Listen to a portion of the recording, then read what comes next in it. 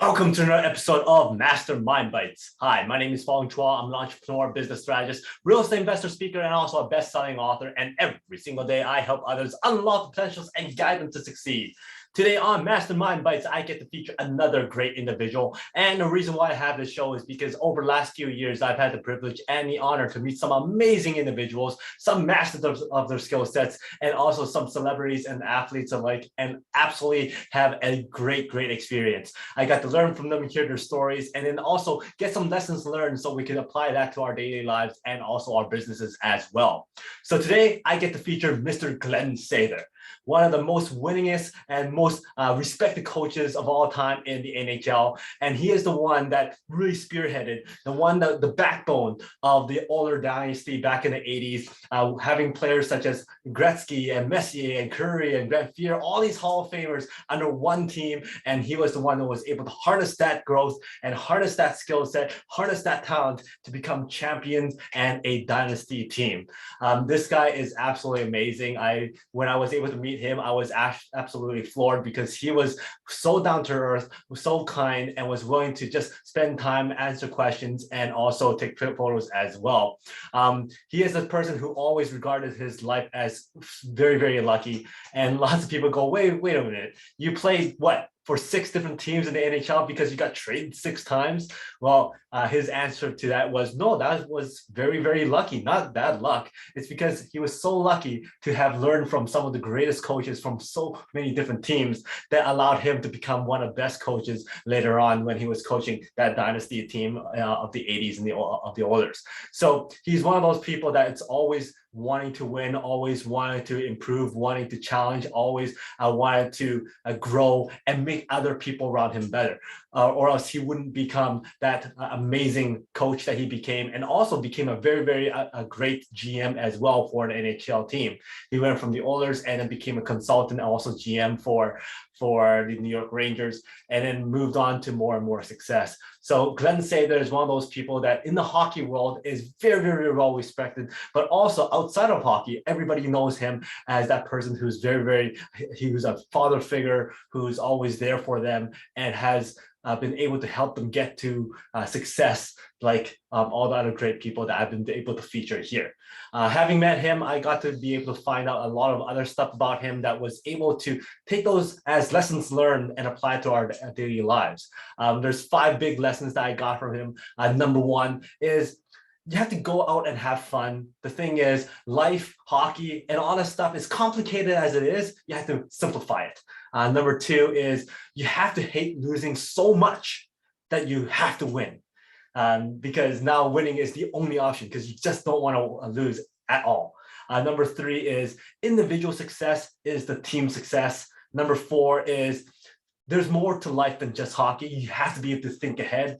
And then number 5 is you have to believe in yourself. You have to have a little bit of ego, a little bit of swagger, because once you have confidence in yourself, you're able to achieve more. So going back to number 1 is go out and have fun, go out and be creative, go out and just do what you do best. When he took over that team in the 70s, the Oilers, he was actually a player's coach. Not only was he coaching, he was still playing at the same time. And it was very unheard of at the time because not many people did that. And it was one of those things that he took on that role. Not only was he a teammate, but he was also coaching the team as well. As he was moving on to become solely just a coach, and they were bringing in all these amazing talented players like Gretzky, Messier, Kevin Lowe, Grant Fuhr, Yari Curry, and Glenn Anderson. The list goes on. Somehow he had to be able to harness all those talents, all that skill set to play under one roof, play on one team. And he realized that playing in the NHL is tough enough as it is. Being able to get into this new world of sports and professional athletes, it's something that's very difficult to kind of navigate around. So why would you want to stunt their ability to be creative, stunt their ability to score, stunt their ability to do what they do best? So therefore, he wanted to simplify everything as much as he can and let them play, let them have fun, let them be as creative as you want. The last thing you want to do is stunt the creativity of a Wayne Gretzky or a Mark Messier, because they have the skill set, they have the vision to go out there and create. So he didn't want to change that at all, but he had one rule, and that is you never, ever embarrass the coach. He doesn't care what you go out there to do as long as you don't make him look bad as the coach. And because of that, the team was free to go out there and be creative, free to go out there and just have fun and do what they do best. So sometimes when it comes to our business and our teams, and also for ourselves, we have to understand what we do best. We have to understand what our team members do best and let them do what they need to do so that you can have the best success. In return, your only requirement is don't make you look bad. Don't make the company look bad. As long as that rule is followed, then everything should be fair game. And for sure, it made perfect sense for GLEN SATHER. They didn't embarrass them very much, and therefore they kept on winning, and was able to break so many different scoring records. And in fact, that's how it led up to having 4 Stanley Cups under his belt, because he was able to allow that creativity to foster. He was able to let those Hall of Famers to become those Hall of Famers. So he let that creativity go. He made it as easy as he can for the players to come in and transition into a man's game. Number 2, we were talking about hating to lose. He hated losing so much that he instilled that mindset into his players. He made sure that his players hated to lose. Now, if you ask some of the other players, they said that they hated to lose so much because they knew that if they lost that game, then they would have to wake up early and do a bag skate or have a really bad practice, so much so that they don't want to go to practice the next morning. So they did everything they can to make sure they win that game, because they know that once they win, they could go out and have a drink and have some fun and just party a bit and have a great night. So they hated losing so much. They hated having to do that bag skate. They hated having to face up to GLEN SATHER as the coach at the time, that they made sure that the only solution is to win, because GLEN SATHER himself hated to lose. And you have to have that mindset in your personal growth, personal development as well, because once you allow yourself to become that person to accept losing, then you start losing that edge, you start losing that challenge, and you have to let yourself to become that person who hates losing so much that you push yourself to always win. That feeling of losing has to be so much greater than that feeling of winning, so that you never ever want to lose.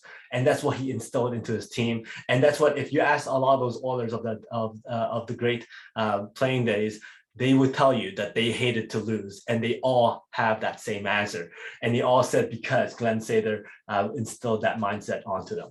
Number 3 is that individual success is a team success.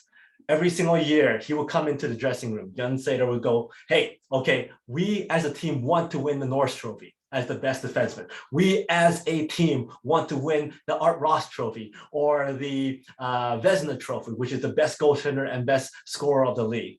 He didn't say we want Gretzky to win the Art Ross, or we don't want to say Grant Fuhr to win the Vezina Trophy. He says, as a team, we want to win those trophies. We want not just win the Stanley Cup, but we as a team wants to win all those other individual trophies. Because if it's not for the team, those individuals would not be able to win those awards. And when you listen to some of the interviews from Gretzky and Grant Fuhr and Paul Coffey and them, they would always say that, yeah, when we won that trophy or won that individual achievement, it's a team's achievement. If it was not for the team, they would not have won those awards. And every time you hear them speak, they always talk about who cares about the individual stats. We don't care about record breaking and all that kind of stuff, but all that stuff came because they all worked as the team. And that's how important it is to look at team success versus individual success. As you hear lots of businesses and lots of companies say, as long as you add value to the clients, the revenues will come. As long as you take care of the team, the success will come for the individuals. So that's something that GLEN SATHER really forced into the team, making sure that the team works as a team. Even himself, when he was inducted into the Hall of Fame as a builder, he said that it wasn't him. It was the team that allowed him to elevate to that level. It was the team that did not embarrass him that allowed him to get the recognition as a builder in the Hall of Fame. And he's always gave credit to the team. Number 4 is you have to think about the future. You can't play forever. And he's instilled that also onto his players. The moment the players became professional hockey players, they also have to think about what's going to happen after their playing days are done. So therefore, he actually became that father figure. When you listen to a lot of players like Messier and Grant Fuhr and Paul Coffey, they all said that Glen Sather was kind of a father figure to them. Not only was he hard on them with regards to their practices, their training and winning and playing and drills and all that kind of stuff, he actually was one of the first type of coaches that brought in financial advisors and banking experts and all these other people to show them, okay, this is how you could set up your finances. This is how you can set up your savings. This is what you can start thinking about after your playing days while they're all in their peak of their careers, because he wanted them all to have a future.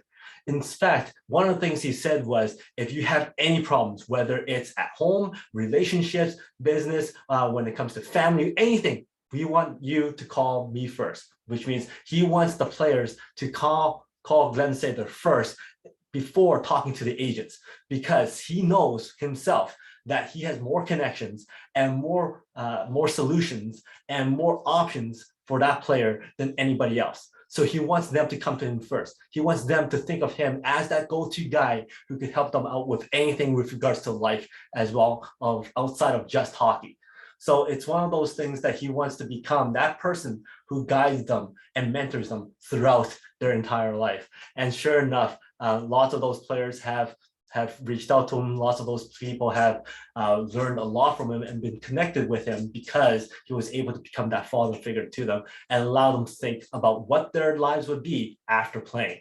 And then the last thing I wanted to showcase about the lessons learned is that you have to believe in yourself. If you don't believe in yourself, then what's the point? If you don't believe that you can win, why do you even try? And therefore, having that little bit of ego, having that confidence, having that strut, feeling that success before you even get there is utmost important.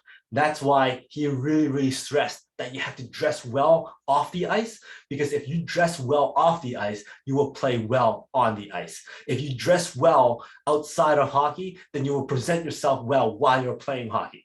And that's why he's always one of the best dressed players in the people in the organization. And he made sure that his players are also one of the best dressed teams in the league.